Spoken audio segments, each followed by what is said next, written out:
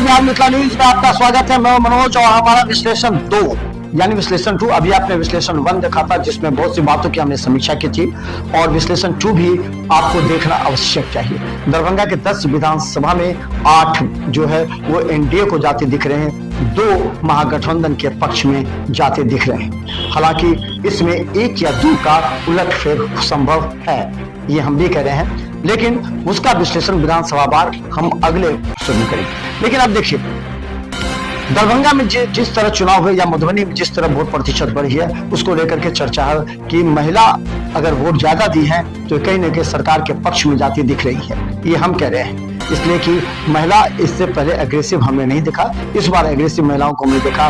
वो अगर एग्रेसिव पोल कोई भी करता हो तो समझिए वो सरकार के पक्ष में जाती दिखती है।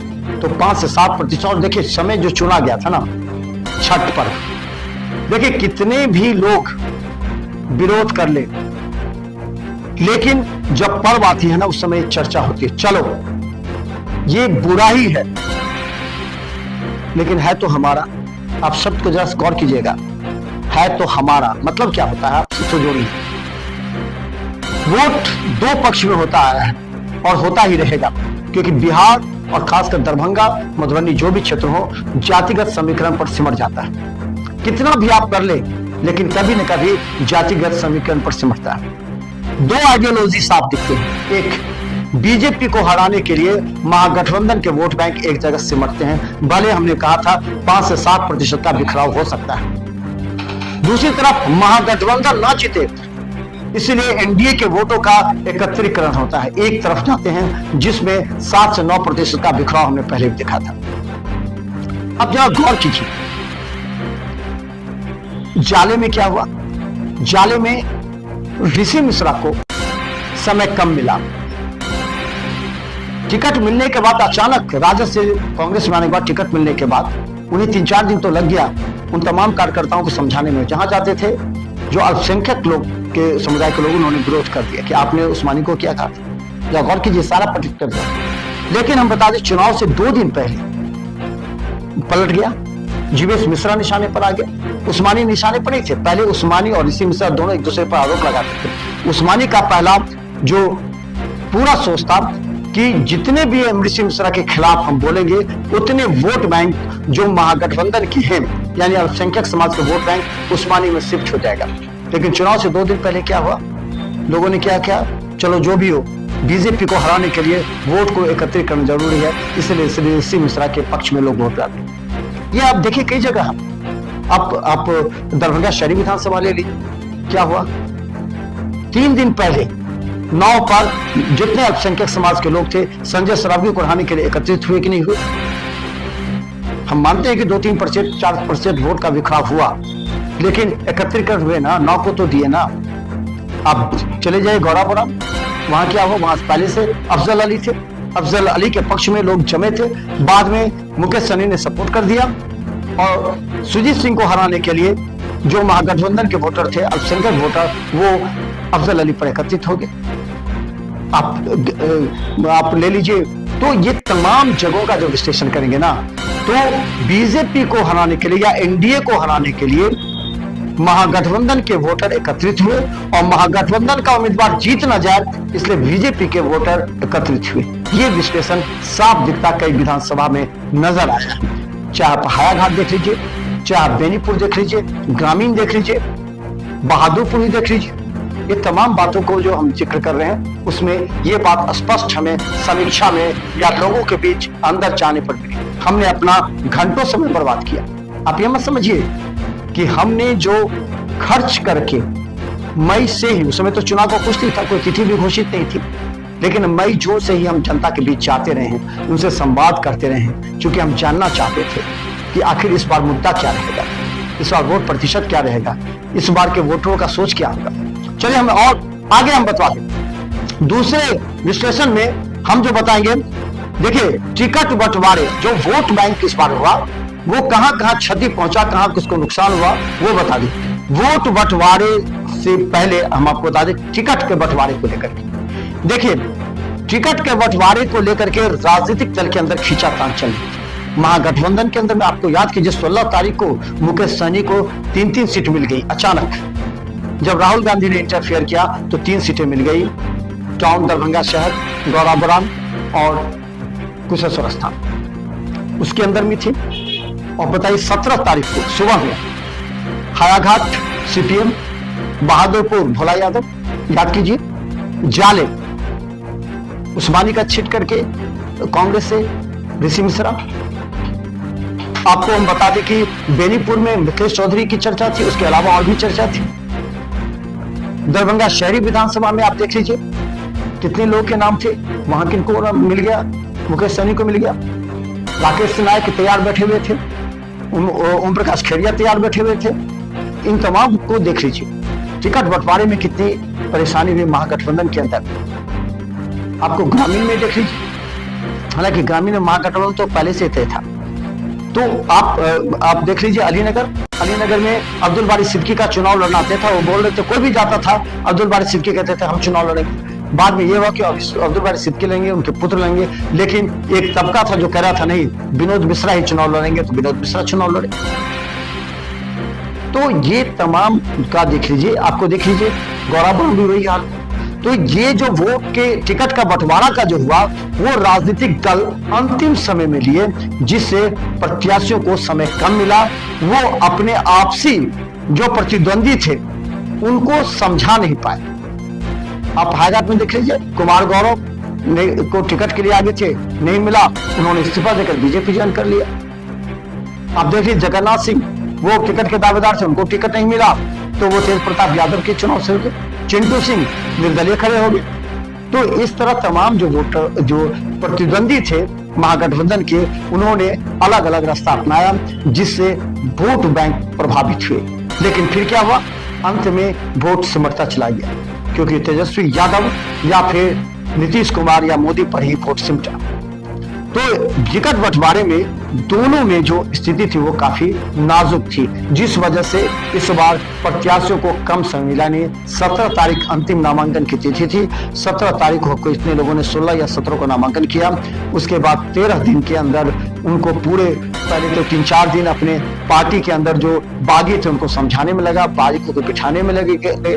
उसके बाद मात्र समझिए 7-8 दिन का समय था और इतना बड़ा विधानसभा, हर गांव में जाकर के नाराजगी को दूर करना था, लोगों से मिलना था। अगर कोई नए चेहरे थे उनको बताना था कि हम उम्मीदवार हैं। जैसे बहादुरपुर से हायाघाट श्याम भारती शिफ्ट हो गए तो उन्हें समझाना था, उन्हें बताना था लोगों को कि हमें टिकट मिला है। तो इन तमाम बातों को लेकर के निश्चित तौर पर जो परेशानियां थी वो प्रत्याशियों को हुई। और आपको हम बता दें, जन स्वराज में भी वही बातें हुई। जन स्वराज ने भी टिकट के बंटवारे में जो क्या कहा करते थे कि हम एनडीए से 15 दिन पहले ही टिकट का बंटवारा कर देंगे। यह प्रशांत किशोर का स्टेटमेंट था।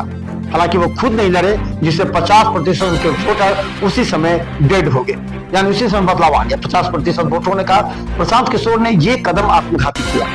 उन्हें चुनाव लड़ना तय था। उन्होंने कहा कि हम चुनाव नहीं लड़ेंगे, इससे उनको वोटरों में निराशा उत्पन्न हुई और उनके जो प्रत्याशी थे वो भी निराश हो गए। देखिए, डिजिटल मैप दिखाना कि बड़े बड़े भीड़ के साथ प्रशांत किशोर जा रहे हैं, ये निश्चित तौर पर 10% युवाओं को प्रभावित कर दिया। उनकी जो बातें होती हैं प्रभावशाली होती हैं। आप देख लीजिए ना, कोई भी बड़े नेता बातें तो अच्छे अच्छे डायलॉग देते हैं, लेकिन उनका जनता पर कितना असर होता है ये समीक्षा पर पता लगता है। जन स्वराज को वोट पड़ा, लेकिन निर्णय जो खराब था। 15 दिन पहले अगर उन्होंने अपने प्रत्याशियों की घोषणा कर दी होती तो कुछ और बेहतर था। दरभंगा से जन स्वराज के आर.के. मिश्रा को अंतिम समय में दिया गया था। आप देख लीजिए, बिल्टू सनी दरभंगा शहरी से लड़ रहे थे, उन्हें कोयटी शिफ्ट कर दिया गया। उनको समय कम मिला, उन्होंने अपने लोगों के बीच समय कम मिला जाकर के करने का।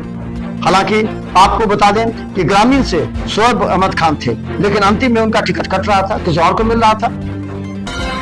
बहुत जद्दोजहद के बाद काम तो उन्होंने पूरा किया था क्षेत्र में, लेकिन लास्ट में जिससे उनके वोटरों में निराशा छा गई थी, वो भी एक इफेक्ट डाला। तो ये तमाम बातें महागठबंधन या जन स्वराज में काफी ज्यादा नुकसान पहुंचाया। अगर पार्टी सही समय पर टिकट का बंटवारा कर ले तो बागी भी खत्म हो सकते हैं, बागियों को समझा भी जा सकता है और वोट बैंक निश्चित तौर पर उनके प्रति आकर्षित हो सकता है, जिससे कोई भी दल चुनाव जीतने में या प्रत्याशियों को चुनाव लड़ने में सहायता हो। हम आपको बता दें कि एनडीए में भी जो है कहां कहां किसे पसंद किया, ये बात आप समझिए। एनडीए का जो हमारा समीक्षा रिपोर्ट आ रहा है, जो हम गांव में चुनाव खत्म होने से पहले और चुनाव खत्म होने के बाद, हम यहाँ पर 6 तारीख को मतदान समाप्त हुआ, लेकिन हम बैठे नहीं रहे, हम अपने लोगों के संपर्क में रहे, उन तमाम जनता मतदाताओं के संपर्क में रहे जो वोट डालने के लिए आए भी थे, फिर गए भी। ट्रेन के अंदर भी हमारे लोग लगे रहे, हमारे रिपोर्टर लगे रहे, हम खुद ट्रेन के अंदर पूछते रहे लोगों से। तो इन बातों पर जब हम कहें तो इस बार सबसे बड़ी बात यह है कि जदयू सबसे बड़ी लोगों के दिल में नीतीश कुमार छाए रहे, पूरे सड़क का जाल बिछ गया, बिजली। तो इन तमाम बातों को लेकर के 50% वोटर जो थे एनडीए में, वो जदयू से आकर्षित थे, यानी जदयू प्लस पॉइंट रहा एनडीए के लिए। वही हम बता दें बीजेपी के लिए 40% वोटर, सबसे अधिक 50% जदयू को, 40% बीजेपी को पसंद किया और 10% अन्य को, जिसमें चिराग थे, मांझी थे, कुशवाहा थे। ये तमाम वोट बैंक को अगर हम विश्लेषण कर रहे हैं तो आप समझ लीजिए एनडीए में सबसे ज्यादा पसंद नीतीश कुमार को लोगों ने किया, उनके कार्यकलाप को किया, उनके सुशासन की सरकार को किया, उनके द्वारा जो योजनाएं थी, भले एनडीए साथ में थे लेकिन नीतीश कुमार को ज्यादा लोगों ने पसंद किया, उनकी योजनाओं के बल पर 50% उनको, 40% बीजेपी को और 10% में अन्य रहे। वही महागठबंधन में अगर हम बात करें, महागठबंधन में कितने लोग किसको पसंद किए, वोटर के कहें तो महागठबंधन में जो वोटर थे, महागठबंधन के जो वोटर थे, हम वोटर की बात कर रहे हैं, जो एनडीए के वोटर थे, एनडीए के वोटर गौर समझिएगा बात को, एनडीए के जो वोटर थे उसमें 50% जदयू को, 40% बीजेपी को और 10% अन्य को किया था। वही महागठबंधन में जो वोटर थे वो किसको कितना पसंद किए वो समझ लीजिए, 80% आरजेडी को। महागठबंधन का एक नेता ही कहा जाता था, वो था तेजस्वी यादव या लालू प्रसाद यादव। तेजस्वी यादव के भीड़, तेजस्वी यादव का स्टेटमेंट, तेजस्वी यादव का वार, वो सबसे ज्यादा महागठबंधन को मजबूत किया।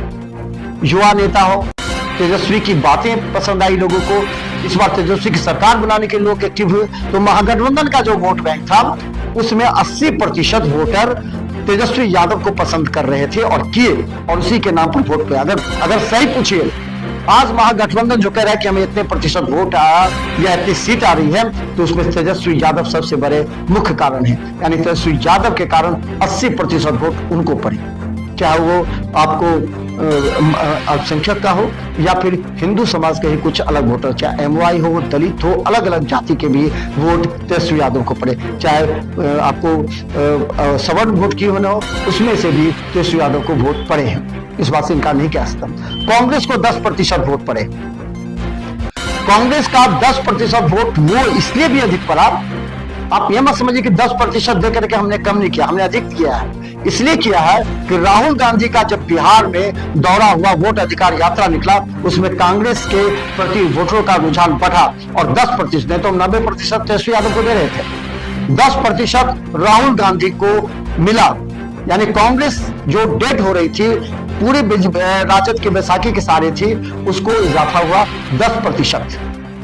तो 10% कांग्रेस के वोट बैंक में इजाफा हुआ, कांग्रेस को 10% लोगों ने चाहा। एक बार फिर से सुन लीजिए, 80% आरजेडी को महागठबंधन के वोटरों ने पसंद किया, 10% कांग्रेस को और 10% अन्य को, जिसमें मात्र 2% में 1% मुकेश सहनी को, क्योंकि इस बार भी मुकेश सहनी के लगभग 40% वोट बीजेपी की ओर शिफ्ट हुए, ये भी साफ स्पष्ट बताता है। उसके बाद और भी उनके साथ जो महागठबंधन में थे उनको अन्य को सहारा दिया जा सकता है। इसमें यह भी लोगों का कहना था कि अगर मुकेश सहनी को अंतिम समय में टिकट का बंटवारा नहीं होता, मुकेश सहनी का नाम की घोषणा डिप्टी सीएम का अगर 15 दिन पहले हो जा रहा था, तो मुकेश सहनी को कार्य करने की क्षमता मिलती, मुकेश सहनी अपने वोट बैंक में जा करके लोगों को विश्वास दिलाते, तो हो सकता था कि सहनी समाज का अधिक वोट वापस महागठबंधन में आ सकता था, जो ऐसा नहीं हुआ। तो ये तमाम विश्लेषण हमारा जो देख रहे हैं आप, हम जनता के बीच जाकर के लोगों से बात करते हैं, उसके बाद हमारे ये हमारा सबसे बड़ा विश्लेषण है। और आगे हम दिखाएंगे 8-2 में हर विधानसभा का अलग अलग विश्लेषण हमारा होगा, और देखिए हमारा विश्लेषण सटीक है, क्योंकि क्या दरभंगा शहर बीजेपी लूज करेगी या फिर जीतेगी, इसका भी हम विश्लेषण दिखाएंगे। देखते रहिए बिहार न्यूज़ यूट्यूब में सब्सक्राइब कीजिए। GTPCT केवल 10 पर लाखों लोग हमें देख रहे हैं। धन्यवाद।